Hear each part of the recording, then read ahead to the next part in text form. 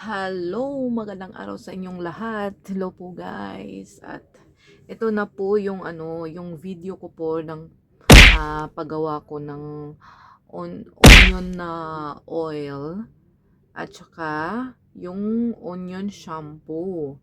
Um, Tingnan niyo po sa video ko guys kung paano ko ginawa yung onion oil at saka onion shampoo. Ito po yung shampoo ginamit ko. Ayan. Ito na po siya. Finished product na po siya. Saka may sobra pa po siya. Ayan. Isang tasang tubig, pinakuluan ng balat ng sibuyas. Ito po yung resulta niya. Ayan. Kasi wala pa akong lagayan. Ito po yung pinanghalo-haluan ko. At saka yung ano naman po, yung onion oil po, isa po to sa request ng kaibigan ko kung paano po siya gawin. Onion oil, kung paano ko po siya niluto.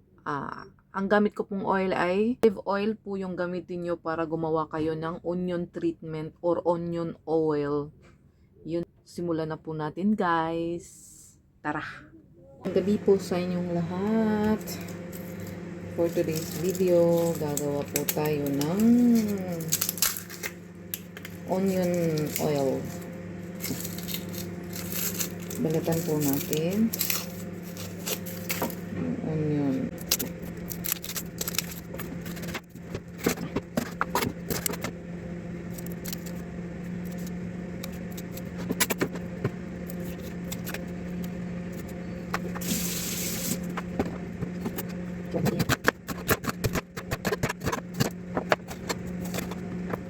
Guys, technique para hindi kayo umiyak pag naghiwa kayo ng ng sibuyas. Ang gagawin nyo lang po ay maglatag kayo ng asin. Kasi po, yung asin po, nihigo po niya yung ng katas ng bungpad. Ayan. Para hindi po tayo umiyak, no?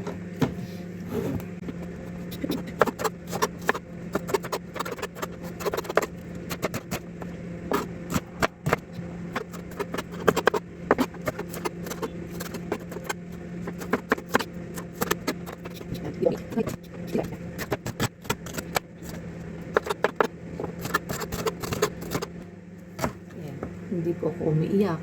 Nakita niyo po, hindi ako umiiyak. Nandahil po yun sa asin.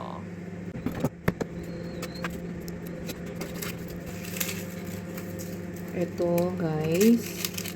Huwag niyo pong itatapon. Gagamitin pa natin to. Saglit lang. Tabi muna natin. Tabi muna natin.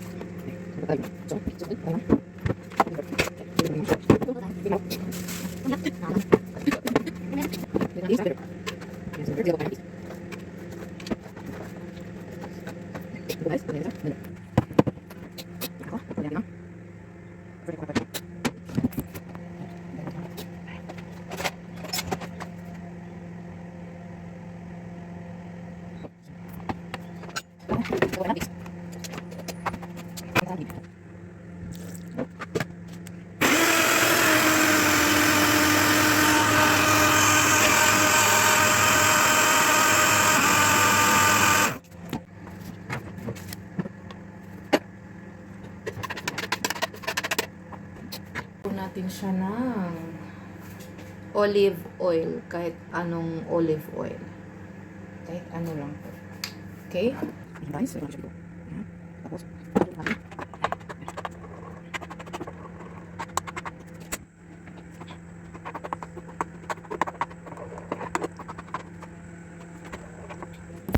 ayan guys, habang inaantay ko pong maluto yung onion paste ko, ayan, advertise muna tayo. Mag ice cream yummy muna po ako. Ay nako. Ayan guys, malapit na siyang maluto. Ayan.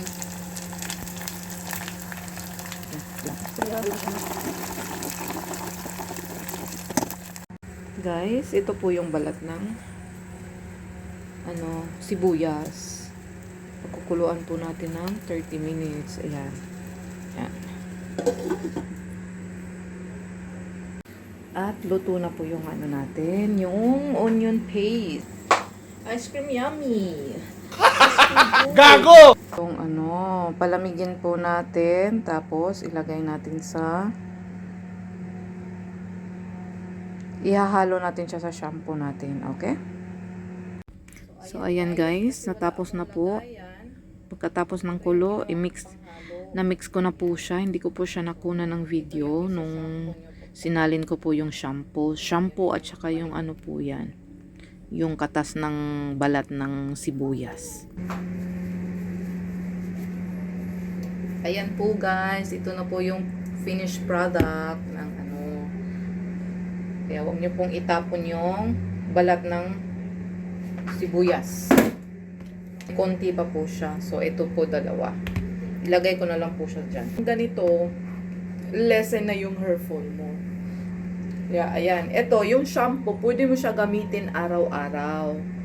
Ito, gagamitin mo siya araw-araw. Kung mas maganda yung resulta kung i-leave mo siya ng 2 hours.